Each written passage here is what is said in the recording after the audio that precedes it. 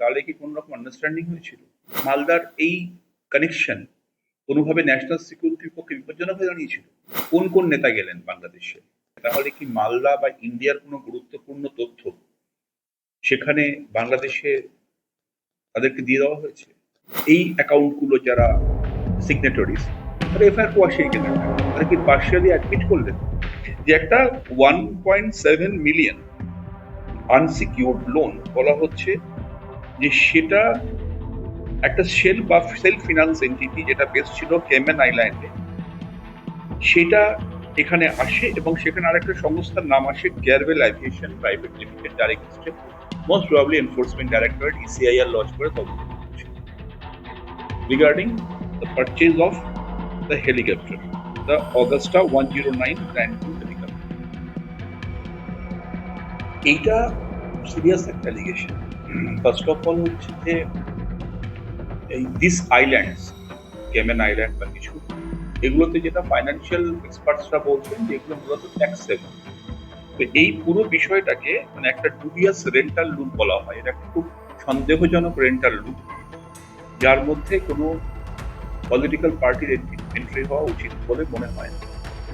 কোনো political party তার মুভমেন্টের জন্য 100 বা 1000 বার হেলিকপ্টার হায়ার করতে পারে, সব পার্টি করে, কোনো তাতে কোনো অসুবিধা নেই। মুভমেন্টের মানে সুবিধার জন্য ন্যাশনাল লেভেল লিডার্স, ব্যস্ত নেতা যারা, তারা তো হেলিকপ্টারে যাবেন, অসুবিধা দিয়েছে, বাট পে করতে ক্ষমতা থাকে।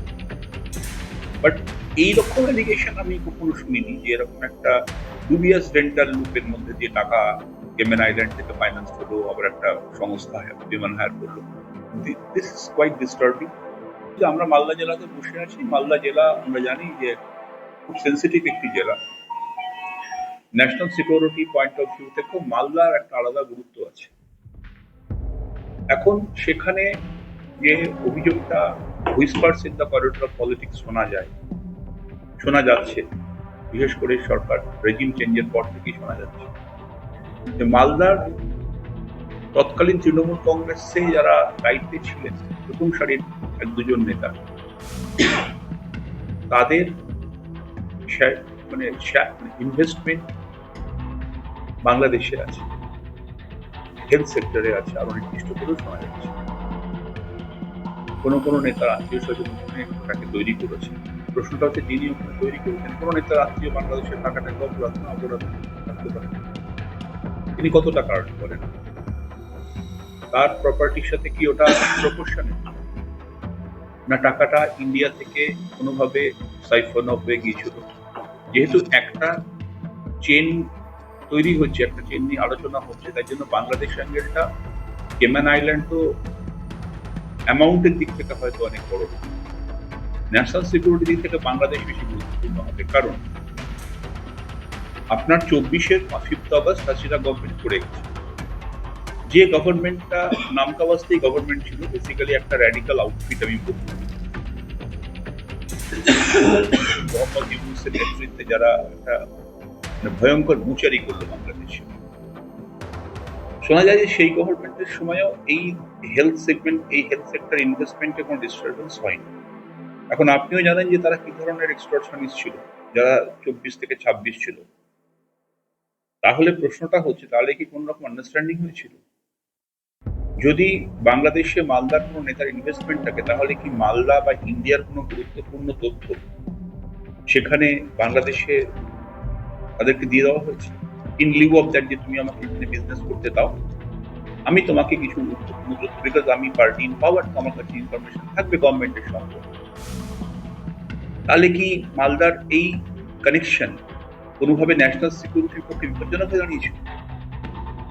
এইটা এখনো পর্যন্ত কোনো ইনভেস্টিগেটিং এজেন্সি রাডারে আসেনি।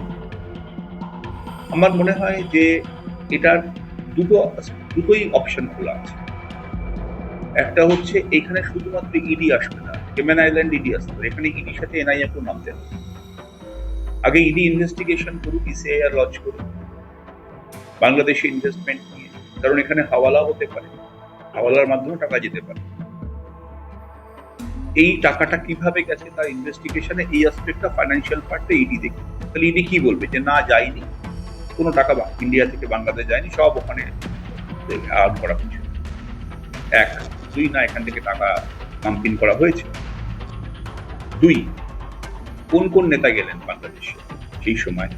আমি তো একজন নেতা সম্পর্কে জানি, যে যিনি 2024 সালের এপ্রিল মাসের সেকেন্ড উইকে বাংলাদেশ গিয়েছিলেন। এটা মোরাললেস আমি এই কারণেই বলতে পারবো যে তখন আমি বুঝতে পারিনি। তিনি বলেছিলেন যে আমি হায়দ্রাবাদ চিকিৎসা করাতে যাচ্ছি, কিন্তু পরে একটা আনকনফার্ম সোর্স থেকে আমি শুনি যে তিনি ওই, তখন যেহেতু আমার ইলেকশন চলছিল and he was in charge of the election process, পরে আমি শুনি যে উনি আমাদের মিথ্যে কথা বলে সেই সময় নাকি বাংলাদেশ গিয়েছেন। সেটা যদি পাসপোর্ট ইউজ করে থাকেন তাহলে পাসপোর্ট অফিসে মানে ফরেন অ্যাফেয়ার্স ডিপার্টমেন্ট সেটা বাদ করতে পারবে। তাহলে এই অ্যাঙ্গেলটা কোনো জায়গাতে আর শুধুমাত্র অর্থনৈতিক এতে সীমাবদ্ধ থাকছে না। ভারতবর্ষের ন্যাশনাল সিকিউরিটিকে কোনো কেউ তার পাওয়ার কাজে লাগিয়ে বিঘ্নিত করেছে কিনা সেইটা দেখার দায়িত্ব এনআইএ। যদি এফআইআরটা ফলস, যদি পুরো ফাইন্যান্সিয়াল ম্যানেজমেন্ট প্রপারলি হয়ে থাকে, তাহলে পার্টি মানে তৃণমূল কংগ্রেস মানে এই জায়গায় যারা ফান্ড হ্যান্ডেল করতেন বা করেন, এই অ্যাকাউন্টগুলো যারা সিগনেটরিজ, তারা এফআইআর কোয়াশিয়ে গেলেন না, তারা কি পার্শিয়ালি অ্যাডমিট করলেন যে হ্যাঁ কোনো একটা জায়গাতে গোলমাল আছে, আমরা আমাদের যুক্তি সাজাচ্ছি, যেটা একটা পলিটিক্যাল পার্টির স্বচ্ছতার পক্ষে খুব অন্তরায়।